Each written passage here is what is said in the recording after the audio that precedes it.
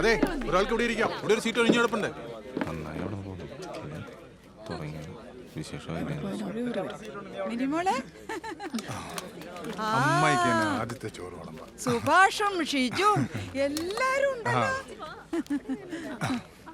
അങ്ങനെ റോഷന് കുഞ്ഞായി, ഒന്നാം പിറന്നാളും ആയി. അല്ലേ ഗോപി, കാര്യം വിളമ്പ് ഇങ്ങോട്ട്. അല്ല മോനെ, ഷിജുവിന്റെ കല്യാണാണോ റോഷന്റെ കല്യാണാണോ ആദ്യം കഴിഞ്ഞത്?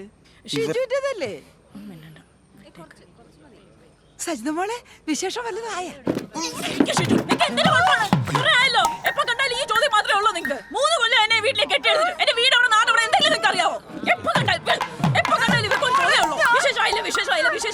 അല്ല, അതൊരു സന്തോഷത്തിന്.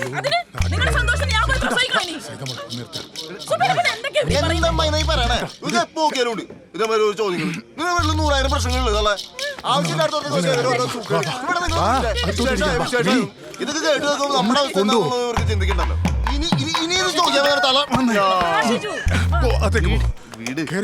അമ്മ എവിടെ നിന്ന് കഴിക്കും? പരിപാടിക്ക് ഞങ്ങളില്ല.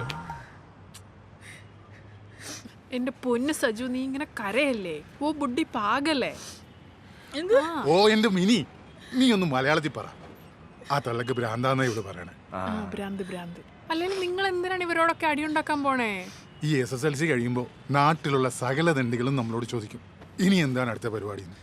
അവർക്കിത് വല്ലതും അറിഞ്ഞിട്ട് കാര്യം ഉണ്ടായിട്ടാണോ? വെറുതെ ഒരു ചോദ്യം അല്ലേ മിനി? പിന്നല്ലാതെ. കല്യാണം കഴിഞ്ഞിട്ട് ഇപ്പോൾ 3 വർഷമായി.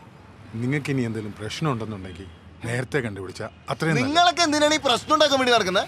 ഞങ്ങൾക്ക് ഒരു പ്രശ്നമില്ല.